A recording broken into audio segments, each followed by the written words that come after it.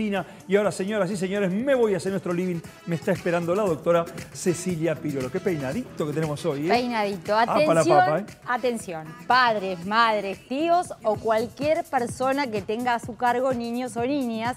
Porque comienza el invierno, hemos pasado por una temporada también donde esta transición entre el verano y el invierno y el otoño y el invierno hace que empiecen las alergias y los chicos empiezan con mocos, que es lo más común. Por eso viste que hay una edad donde los chicos se los llama incluso mocosos, por eso. Exacto. Bueno, antes se usaba mucho. Era muy común. Mocoso, salí de ahí. Ese mocoso. Bueno, el tema ahora con todo esto de la pandemia y del coronavirus es saber diferenciar cuando un moco es un moco por un resfrío común y cuándo esto puede estar relacionado con el coronavirus.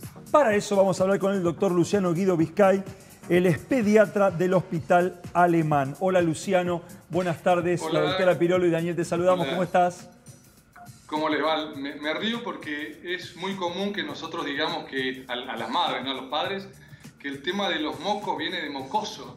Entonces es una manera de transmitirle, digamos, que es algo que ya viene de generación en generación, porque los chicos de alguna manera tienden a ese tipo de sintomatología que es muy, pero muy común y muy habitual. Sí, y Por habla supuesto de que somos de una misma generación nosotros tres, ¿eh? Eso es bueno. Sí.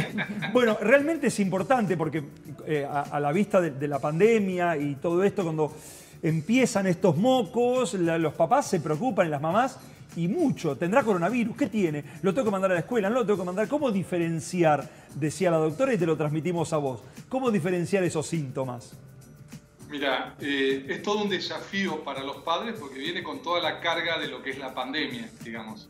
Para nosotros, todo paciente que tiene un catarro de vías aéreas altas y no va acompañado de fiebre o de otra sintomatología, lo tomamos como un paciente que no es sospechoso de COVID. Pero eso también tiene mucho que ver con cómo uno de alguna manera recibe la información de parte de los médicos que asesoran a los pacientes también. Por eso es importante la comunicación que vamos a tener con nuestros pacientes, el pediatra, y que podamos ante cualquier duda tratar de comunicarnos con ellos y tratar de disipar esa duda. Todo paciente que tiene porque ahora con el cambio de temperatura que va a haber más adelante, no ahora, porque la verdad que tenemos la suerte de tener una buena temperatura en este otoño, vamos a ver que estos cambios de temperatura generalmente en los chicos genera ese tipo de secreción de vías aéreas altas. El paciente que no tiene fiebre y tiene solamente secreciones, uno lo puede controlar en la casa. Existen algunos elementos en la casa que uno puede de alguna manera ayudar a que esos mocos se vayan eliminando, algunos spray con solución fisiológica.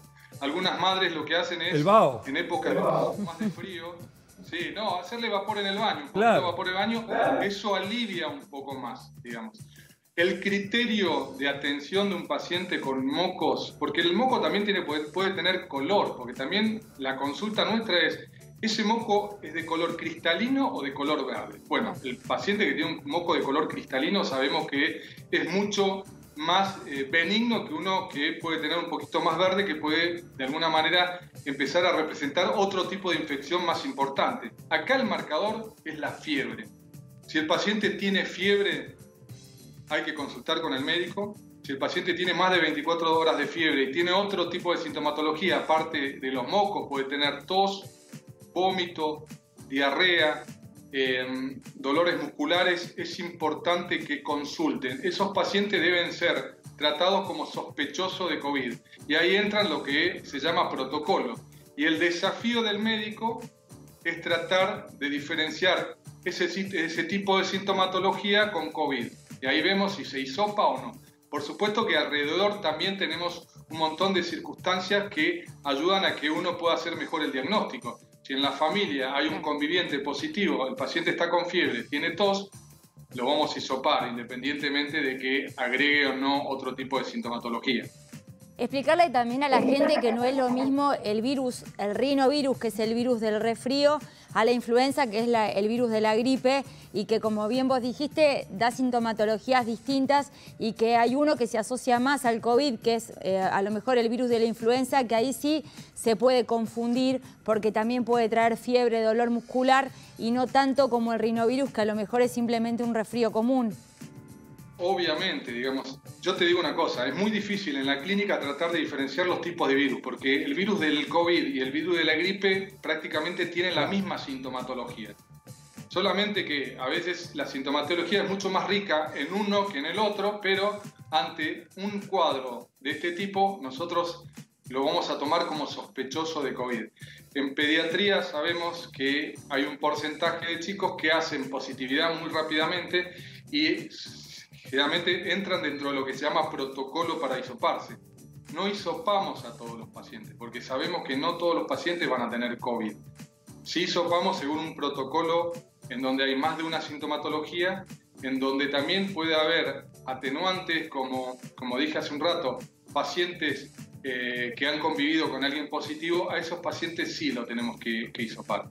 Y además, ahora, lo bueno que podemos llegar a decir es que los chicos que son positivos de COVID, si no tienen una enfermedad de base, pasan la patología de una manera muy benigna, como un simple resfriado.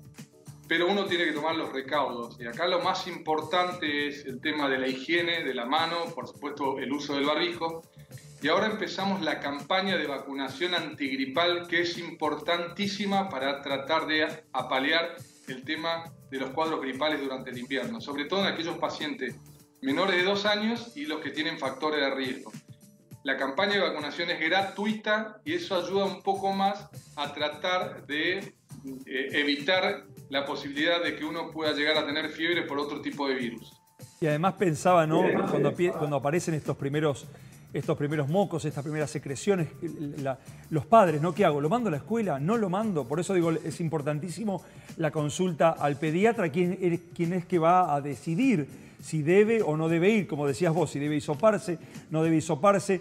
Viste, me ha pasado en la escuela, ver en los chats de padres, me contó mi hijo que tal fulanito fue y tenía mocos. No es que no debería haber ido, y empiezan los problemas, porque realmente es todo un mare magnum de información y nada, es complicado.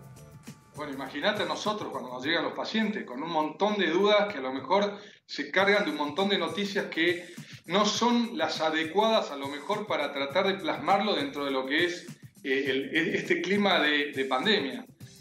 Uno trata, es un desafío, la verdad que es un desafío hoy en día tratar de diferenciar lo que es o no COVID, pero la verdad que uno tiene que estar orgulloso de todo el plantel médico que tenemos en Argentina, porque la verdad que se están portando, saben cómo tratar a los pacientes, está protocolizado y la verdad que es un orgullo, pero bueno, es un tema, es un desafío, digamos, sobre todo porque uno como padre tiene muchos miedos, sobre todo cuando se trata de un hijo, digamos, y ya yo con mis hijos tengo a veces miedo que le pueda pasar algo, imagínense a alguien que no tiene el conocimiento que tengo yo, del miedo que puede despertar, pero por suerte decimos que en pediatría el virus ataca de una manera mucho más suave. No tenemos prácticamente casística de muertes en pacientes con COVID en niños. Aprovecho a propósito que decís esto para hacerte la última cortita. No sé si estás enterado que en algunas revistas respiratorias médicas salió que aquel paciente que mientras tenga el rinovirus en una investigación que hicieron desplaza al coronavirus y sería una forma de protección del COVID el tener el resfrío común. ¿Se ha avanzado sobre esto? Mira, en realidad siempre es de manera natural, hay una competencia de virus, siempre, ¿sí? El tema es que el coronavirus hizo el desplazamiento inverso, digamos. Fue el coronavirus el que desplazó al resto de los virus. Entonces el problema es eso, ¿entendés? Entonces, pero dicen que con el rinovirus no. Según las investigaciones, claro. Yo he leído ese tipo de investigaciones, hablan de que el rinovirus, por supuesto que hasta que no pasen un montón de años no vamos a tener estudios que sean totalmente claros con respecto a este tipo de patología. Se dice que si vos tenés rinovirus, tenés esa protección, ¿por qué? Porque no puede ser ocupado por el coronavirus. El tema es que eso es algo muy bioquímico, algo que vos podés hacerlo solamente en laboratorio. Ahora, si vos me decís, ¿qué va a pasar en el invierno? Si el rinovirus va a poder desplazar el coronavirus, no lo sabemos, porque ya es una patología totalmente nueva. a veces hay mucho que no sabemos, pero lo que venimos de alguna manera conociendo en el último año nos ayuda a mejorar un poco el tema de los tratamientos y a aconsejar mejor. Pero ya te digo, es una patología totalmente nueva para todos.